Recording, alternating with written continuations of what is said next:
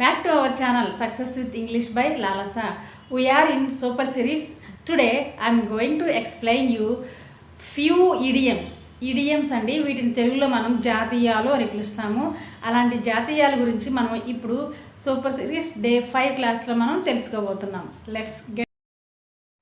First idiom వచ్చేసి ఏ piece of cake అంటే something that is very easy to do. అంటే ఏదైనా ఒక పని మనకి కష్టమైన పని, ఇతరులకు కష్టం అనిపించింది, మనం చాలా ఈజీగా చేసేస్తే దాన్ని ఏ పీస్ ఆఫ్ కేక్ అనే ఇడియంని యూజ్ చేయొచ్చండి.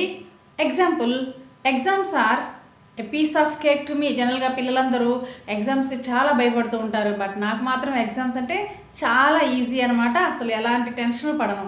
అలాంటి సందర్భంలో మనం ఏ పీస్ ఆఫ్ కేక్ అనే ఇడియంని. Next idiom is once in a blue moon.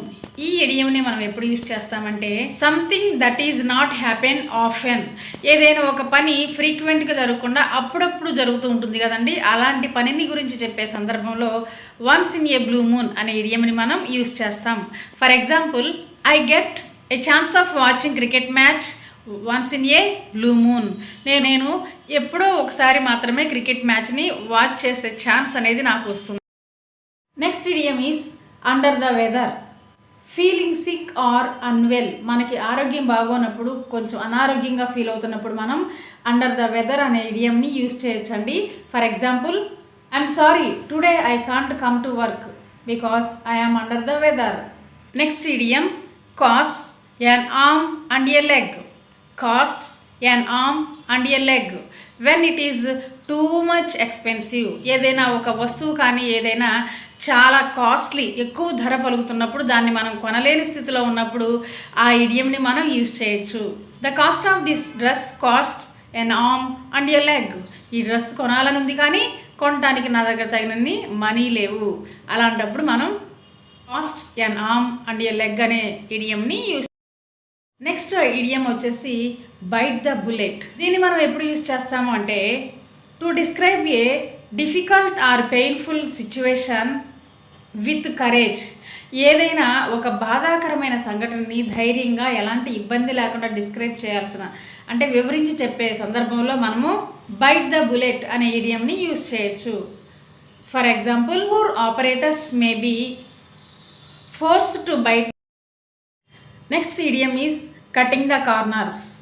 Means doing something badly or cheaply. ఏదైనా ఒక పనిని అంటే చౌకబారుతనంగా చేయటం అంటాం కదండి, బ్యాడ్గా ఏదైనా ఒక పని ఎవరైనా బ్యాడ్గా చేస్తున్నప్పుడు అప్పుడు కటింగ్ ద కార్నర్స్ అనే ఇడియంని మనం యూజ్ చేయొచ్చు. For example, he cut the corners in his homework and he got a bad name. Homework విషయంలో అతను నిజాయితీగా లేకుండా చీటింగ్ చేస్తూ ఉంటాడు, అందుకని అతనికి బ్యాడ్ నేమ్ వచ్చింది.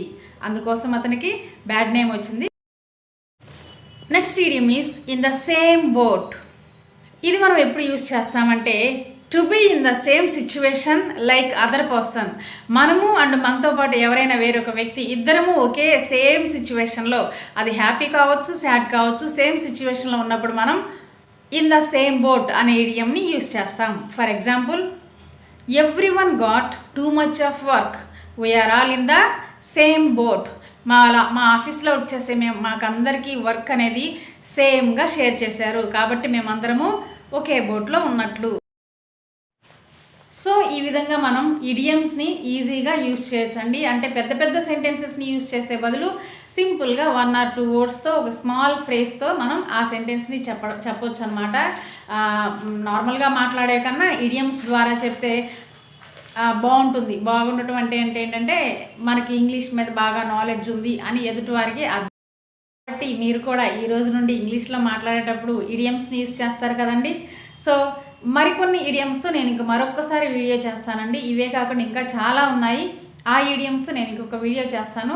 నెక్స్ట్ వీడియో కాదు, మరి ఎప్పుడైనా. ఓకేనా అండి? సో ఇదండి, ఈ వీడియో మీకు నచ్చింది అనుకుంటున్నాను. నచ్చినట్లయితే ఒక లైక్ ఇవ్వండి. ఛానల్ని సబ్స్క్రైబ్ చేసుకోకుండా ఉన్నట్లయితే ఒకసారి సబ్స్క్రైబ్ చేసుకోండి. పక్కనే ఉన్నటువంటి బెల్ ఐకాన్ని నొక్కటం మాత్రం మర్చిపోవద్దండోయ్. ఉంటానండి మరి. Bye. Have a nice day.